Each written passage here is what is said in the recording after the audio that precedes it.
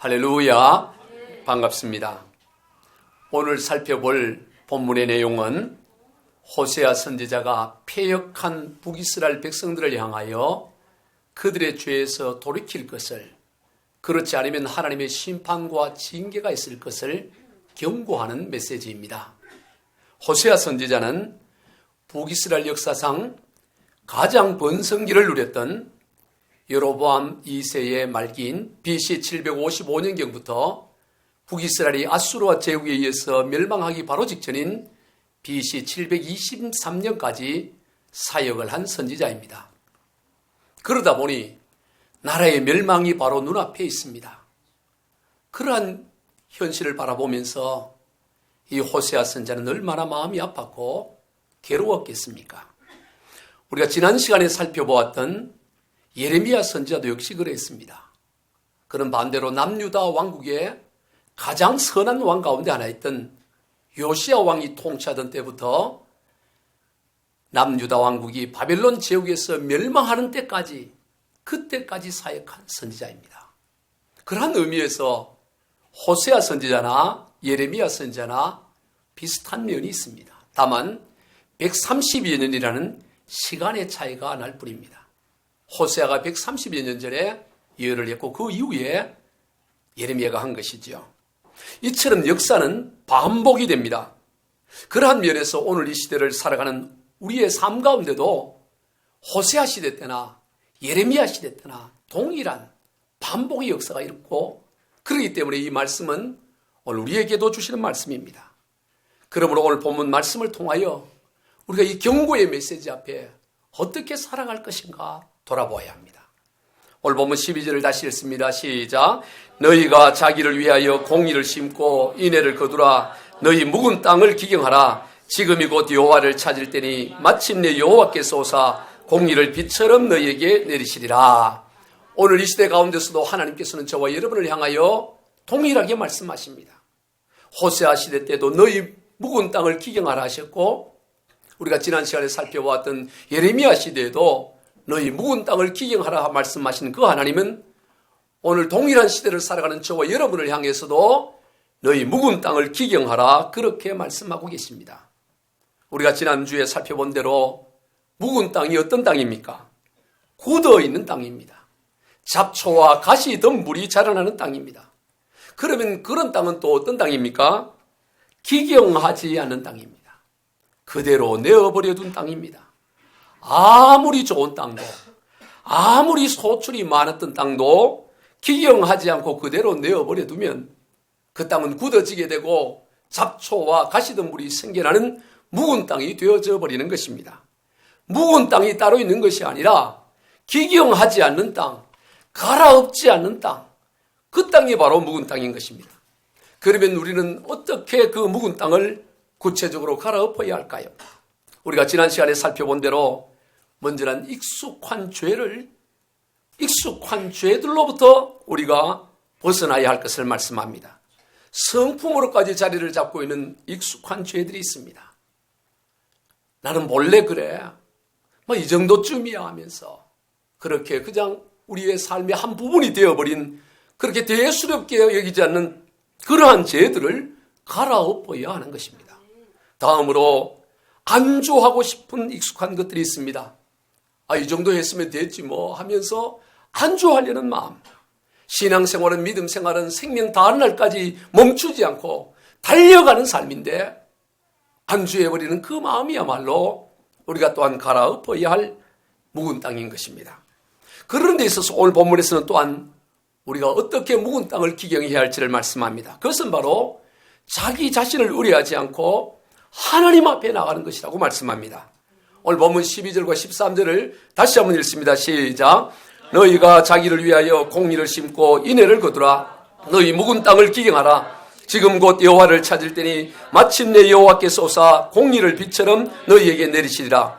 너희는 악을 바꿔라 죄를 거두고 거짓 열매를 먹었나니 이는 내가 내 길과 내 용사의 많음을 의뢰하였습니다. 오늘 본문 12절과 13절의 그 핵심적인 내용은, 그 12절에서는 지금이 곧 여호와를 찾을 때다.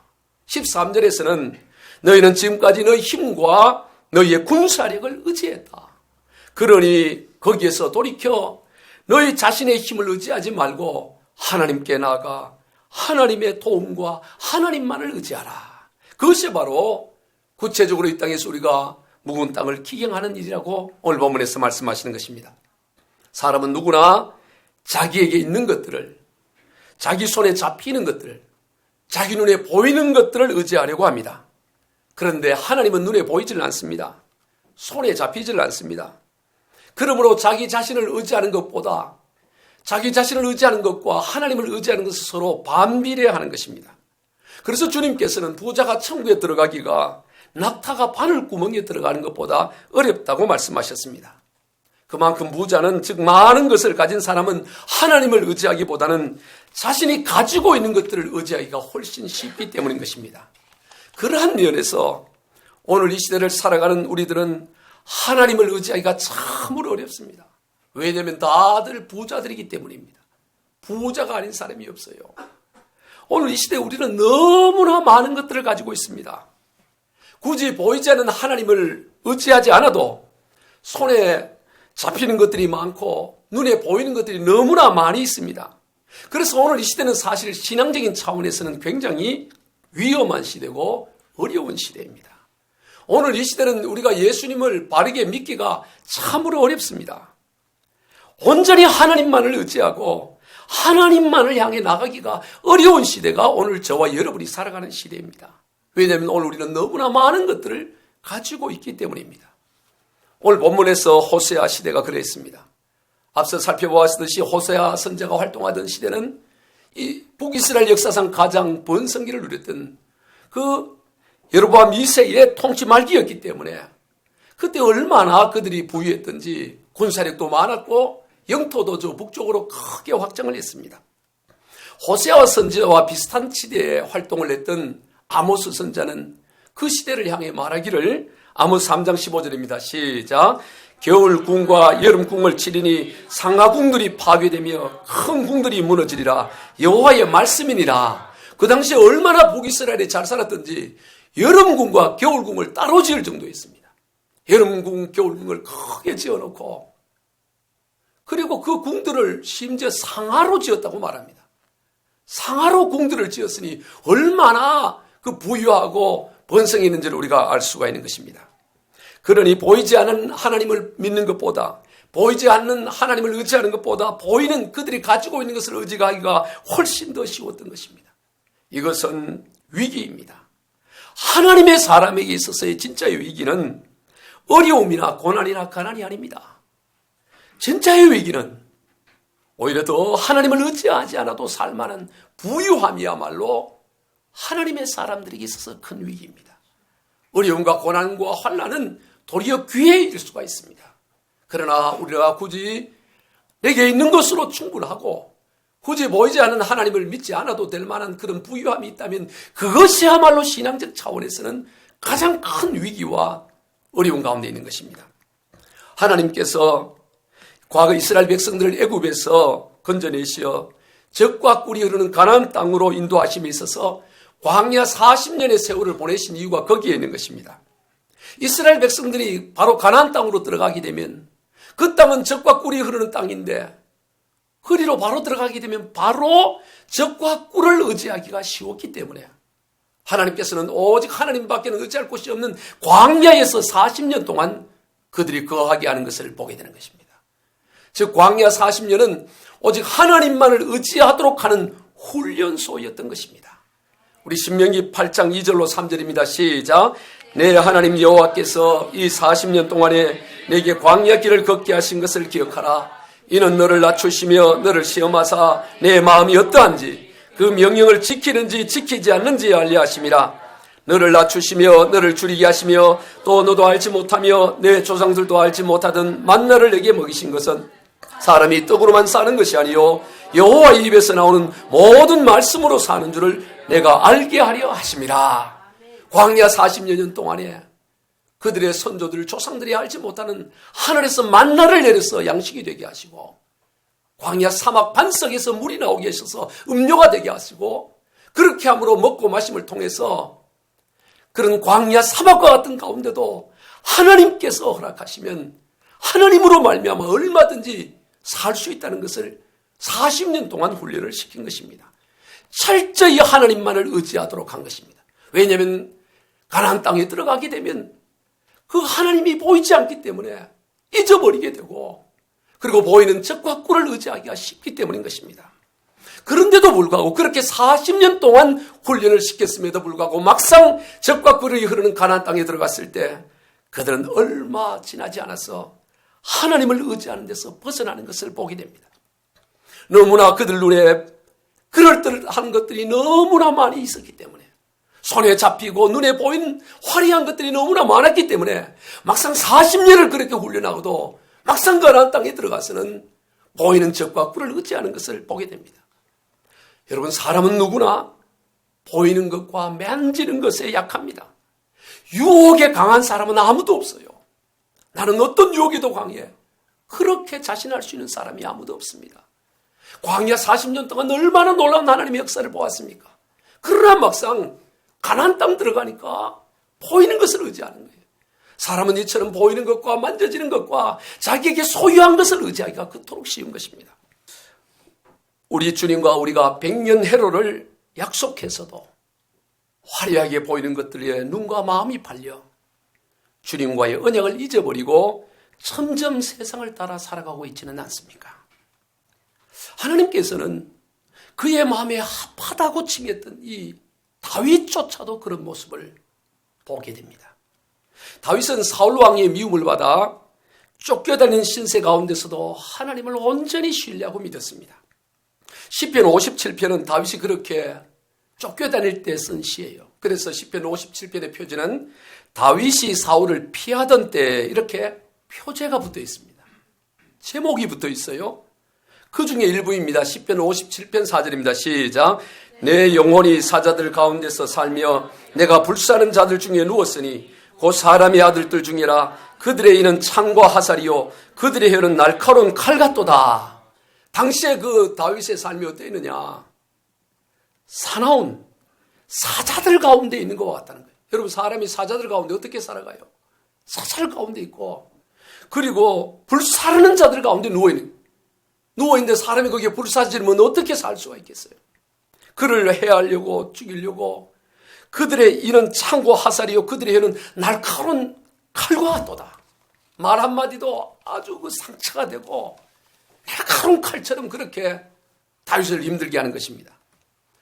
그러니 그 가운데서 무엇을 강구해야 할 것 같습니까? 우리 생각에는 하나님, 저를 좀 살려주세요. 저런 악한 자들의 그 공격에서 저를 보호하여 주세요. 저는 길이 없습니다. 하나님, 저를 도와주세요. 그렇게 기도할 것 같은데 다윗은 그 다음 절에서 뭐라고 기도하느냐면 시편 57편 5절입니다. 시작. 하나님이여 주는 하늘 위에 높이 들리시며 주의 영광이 온 세계 위에 높아지기를 원하나이다. 참으로 놀라운 기도를 해요. 그저 자기가 지금 사자들 사이에 불살하는 자들 위에 누워있는 참으로 힘든 그 상황에 있는데 나를 여기 좀 건져달라고 그런 기도를 하지 않고 오히려 하나님이여 주는 하늘 위에 높이 들리시며 주의 영광이 온 세계 위에 높아지기를 원합니다. 그저 하나님의 영광이 나타나기를 원합니다. 그런 기도를 합니다. 그러면서 결심을 해요. 여러분, 그런 상황에서 보통 어떤 결심을 합니까? 두고 봐라. 내가 언젠가 이것을 갚을 것이다. 그럴 결심을 할 것 같은데 다윗은 그런 결심을 하지 않고 그 다음 절 7절에 시작. 하나님이여 내 마음이 확정되었고 내 마음이 확정되었사오니 내가 노래하고 내가 찬송하리로다. 뭐를 결심하느냐? 그 동굴에서 이리저리 피하고 다닐 때 그때 마음을 확정하고 또 확정하기를 나는 어떤 상황 가운데서도 하나님을 노래하고 하나님을 찬송하는 것을 멈추지 않겠습니다. 그렇게 합니다. 그리고 마지막 결론도 반복해서 시편 57편 11절입니다. 시작. 하나님이여 주는 하늘 위에 높이 들리시며 주의 영광이 온 세계 위에 높아지기를 원하나이다. 이러면서 마쳐요. 자, 이 정도 되니 당연히 하나님 마음이 합한 자가 아니겠습니까? 그는 심지어 그를 추격하는 사울 왕을 쉽게 죽일 수 있는 절호의 기회가 2번이나 있었음에도 불구하고 죽이지를 않았습니다. 왜 죽이지를 않았을까요? 그것은 바로 이 사울 왕이 하나님으로부터 기름 부음 받은 자인데 내가 어떻게 하나님께서 기름 부은 자를 죽일 수 있느냐는 그 단 한 가지 이유였던 것입니다. 이미 백성들의 민심은 다 다윗에게 있었고 그저 쉽게 칼 한 번 휘두르면 그런 그 모든 그 도망자의 생활을 끝내고 동굴 생활을 끝내고 왕궁에서 왕으로서의 편안한 삶을 살 수 있는 모든 것이 갖추어져 있습니다. 백성들도 다 그러기를 원하고 있습니다. 그런데 단 한 가지 이유, 하나님께서 하나님의 선자 사무엘을 통하여 기름 부은 이 사울왕을 내가 어떻게 내 손으로 죽일 수 있겠느냐? 그럴 수 없다고 그러면서 그저 동굴 생활을 이어가는 거예요. 여러분, 왕궁 생활과 동굴 생활이 비교가 될 수 있겠습니까? 그런데도 이 다윗은 온전히 하나님을 신뢰함으로 그 고난의 길을 걸어가는 것을 보게 되는 것입니다. 그런 다윗 왕이 다윗이 나중에 이 블레셋과의 전투에서 사울 왕이 전사함으로 말미암아 자연스럽게 왕이 되어지죠. 왕의 자리에 오르게 됩니다. 그런데 그 왕의 자리에 오르고 나서 그때부터 그렇게 하나님을 신뢰하고 오직 하나님을 향해 나갔던 그 다윗이 그 믿음이 점점 더 세상을 향해 나가는 것을 보게 됩니다. 왜냐하면 그때는 피해 다닐 때는 의지할 것이 아무것도 없었어요.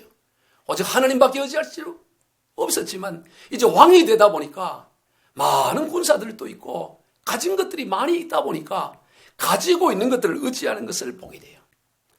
그러다가 결정적으로 사무엘 11장에 이르러서는 그 당시 누구도 상상하지 못한, 아니 다윗 자신도 상상하지 못한 죄를 범하게 되는 것입니다. 자신의 충성스러운 신하인 우리아의 아내를 범하고 그것도 모자라 아주 교묘한 방법으로 우리아마저 살해하는 그런 악을 행합니다. 그런데 그런 조짐이 사무엘하 11장 1절 2절에 나옵니다. 시작. 그 해가 돌아와 왕들이 출전할 때가 되매 다윗이 요압과 그에게 있는 그들이 암몬 자손을 멸하고 랍바를 에워쌌고 다윗은 예루살렘에 그대로 있더라. 저녁 때에 다윗이 그의 침상에 서느나 왕궁 옥상에서 거닐다가 그곳에서 보니 한 여인이 목욕을 하는데 심히 아름다워 보이는지라. 지금 다들 군사들이 군대 사령관인 요압을 비롯해서 모든 군사들이 암몬 나라와의 전쟁을 하기 위해서 전쟁터로 나가 있는데 이 다윗은 전쟁에 나가지 않고 그저 왕궁에 머물러 있는 것입니다. 그러면 왕궁에 머물러 있더라도 아침에 일찍 일어나고 업무를 보고 그래야 되는데 저녁 때 늦게 일어나서 왕궁의 옥상 위를 거니는 그런 행동을 하다가 한 여인이 목욕하는 것을 보고 결국에는 상상도 못할 죄를 범하게 되는 것을 봅니다. 왜 다윗이 다 모든 군사들이 지금 전쟁터로 나가 있었는데 왜 사무엘하 11장에서는 함께 전쟁에 나가지 않고 혼자 왕궁에 남아서 저녁 늦게까지 그때서야 일어나서 어슬렁거리고 그런 시간을 보냈을까요? 그때까지 너무 잘 나갔기 때문인 것입니다. 모든 것이 다 평탄하고 전쟁에 나가기만 하면 백전백승을 거두고 한 번도 패한 적이 없기 때문에 모든 게 너무나 순적하게 잘 되기 때문에 그러한 결과에 빠지게 되는 것입니다. 사무엘하 8장에 보면은 다윗이 전쟁에서 승리한 기사가 아주 빼곡하게 기록이 되어 있는데 거기에 두 번이나 기록하기를 다윗이 어디를 가든지 여호와께서 이기게 하시니라 그런 말씀이 있습니다. 우리 사무엘하 8장 6절과 14절입니다. 시작. 다윗이 다메섹 아람의 수비대를 두매 아람 사람이 다윗의 종이 되어 종을 바치니라. 다윗이 어디로 가든지 여호와께서 이기게 하시니라. 다윗이 에돔의 수비대를 두되 온 에돔의 수비대를 두니 에돔 사람이 다 다윗의 종이 되리라. 다윗이 어디로 가든지 여호와께서 이기게 하셨느니라. 다윗이 어디로 가든지 여호와께서 이기게 하셨다는 그 말씀이 사무엘하 8장에 이미 두 번이나 반복되어 나오는 거예요. 그러다 보니 11장에 이르러서 그런 나태함과 자만에 빠지게 되는 것입니다. 이것은 이 어디로 가든지 이기고 모든 것이 형통하는 것은 복이지만 동시에 큰 위기이기도 합니다. 왜냐하면 그러한 승리가 그로 하여금 자만에 빠지도록 할 수가 있기 때문인 것이죠. 결국 다윗은 그러한 자만에 빠졌고 그래서 큰 죄 가운데 놓이게 되었습니다. 그러면 이제는 정신을 바짝 차리고 제대로 살아가야 되지 않겠어요? 여러분 어려움을 당했으면 이제 이러면 안 되지. 초심으로 돌아가고 이제 오직 하나님만 의뢰하고 그렇게 살아가야 할 것 같은데 몇 년은 그렇게 살아갔습니다. 그런데 점점점 더 세상을 향하는 거예요. 여러분 천하의 다윗도 그래요. 왕이 되어서 가진 것들이 너무 많다 보니까, 보이는 것들이 너무 많고 의지할 것들이 너무 많다 보니까 오직 하나님을 신뢰하는 것에서 마음이 벗어나서 그 왕으로서 갖고 있는 그런 것들을 바라보고 의지하게 되는 것을 봅니다. 그래서 사무엘하 24장에 이르러서 다윗은 해서는 안 될 일을 합니다. 그것은 바로 인구조사였습니다. 본래 왕이 나라를 통치함에 있어서 인구조사를 하는 것은 당연한 일일 수가 있습니다. 그러나 사무엘하 24장에서 다윗이 인구조사를 하는 것은 그런 통치를 위한 것이 아니라 자신이 가지고 있는 군사력이, 자신이 가지고 있는 것이 얼마나 많은가 그것을 확인하기고자 인구조사를 했던 것입니다. 그때 군사령관인 요압이 왕이시여 이런 일을 하면 안 됩니다. 이건 하나님이 기뻐하지 않습니다. 그럼에도 불구하고 다윗이 재촉을 하면서 인구를 조사하도록 하기 위해서 결국은 할 수 없이 요압이 군사들의 수를 다 세어 보고를 해요. 그 이후에 어떤 일이 납니까? 하나님으로부터 징계가 임하게 되고 그래서 이스라엘 백성 7만 명이 전염병으로 죽는 그런 일을 당하는 것을 보게 되는 것입니다. 자기 자신이 가지고 있는 것들을 의지한 결과예요. 늘 말씀을 드리지만 신앙생활은 한마디로 말하면 나는 죽고 오직 예수로 사는 삶입니다. 한번 따라해 봅시다. 나는 죽고 오직 예수로 사는 삶이다. 이것이 신앙생활이에요. 내가 죽는 것과 예수 그리스도께서 사는 것은 반비례합니다. 내가 살아있으면 예수 그리스도가 죽게 되고 내가 죽으면 예수 그리스도께서 살게 되는 것입니다. 그러므로 누가 살아야 되겠습니까? 누가 살아야 되겠습니까? 내가 죽고 예수가 살아야 합니다. 그러므로 나의 자아가 죽어야 합니다. 그런데 이게 쉽지가 않습니다. 자아가 죽는다는 게 이게 얼마나 어려운지 몰라요. 죽었는 것 같아도 또 금방 살아납니다. 어렵게 자아가 죽었는데 돌아서니 또 살아나는 것을 보게 됩니다. 그러면 어떻게 해야 될까요? 방법은 다시 또 죽이는 길밖에 없어요. 날마다 자아를 죽이는 길밖에 없습니다. 그래서 사도 바울 같은 인물도 나는 날마다 죽노라 그렇게 고백했습니다. 아니 사도 바울 같은 인물이야 한 번 자아가 죽었으면 쭉 그래도 한 달이나 몇 달이나 이렇게 갈 것 같은데 바울도 날마다 나는 죽노라고 말했던 거예요. 왜 그래요? 날마다 살아나기 때문에. 사도 바울 같은 사람도 날마다 살아나요. 하물며 저와 여러분이야 오죽하겠습니까? 날마다 자신의 자아를 죽이는 길밖에 없는 것입니다. 사방이 다 막혀 있는데 왜 길을 찾으려고 하십니까? 보면 알잖아요. 감 있지 않습니까? 신앙생활 몇 년 해보면 이 지금 사방은 하나님이 다 막아버리셨구나. 오직 하나님만 바라보라고 지금 사방이 막혔구나. 그것을 깨달았고 하늘을 바라봐야지. 사방이 막혔는데 뭐 또 이 땅에 길이 없을까? 뭐 틈이 없을까? 왜 그런 고생을 하고 마음을 졸이는 것입니까? 사방이 막힐 때는 사방을 둘러보지 않고 위로 하늘을 바라보면서 하나님의 도우심을 구할 때인 것입니다. 미랄이 재분기에서 완전한 가루가 될 때까지는 깨어지고 아프고 고통스럽겠지만 가만히 있어 완전한 가루가 되어야 비로소 빵이 되어질 수가 있는 것입니다. 오늘 하나님께서 저와 여러분에게 이런저런 우리의 굳어지고 단단한 마음을 기경하실 때에 기꺼이 우리가 거기에 순종하고 잠잠히 하나님을 바라보고 나가야 되는 것입니다. 말씀을 정리합니다. 묵은 땅을 기경해야 합니다. 특별히 올 한 해, 우리의 일생 내내, 매일매일 우리의 묵은 땅을 기경하는 삶을 살아가야 합니다. 우리가 가지고 있는 것들을 의지하려는 그 마음을 내어버려야 합니다. 기꺼이 부서지고 기꺼이 또한 깨어져야 합니다. 그럴 때 좋은 밭이 되어 30배, 60배, 100배의 열매를 거두는 복된 삶이 다 되시길 우리 주 예수 그리스도 이름으로 축원드립니다.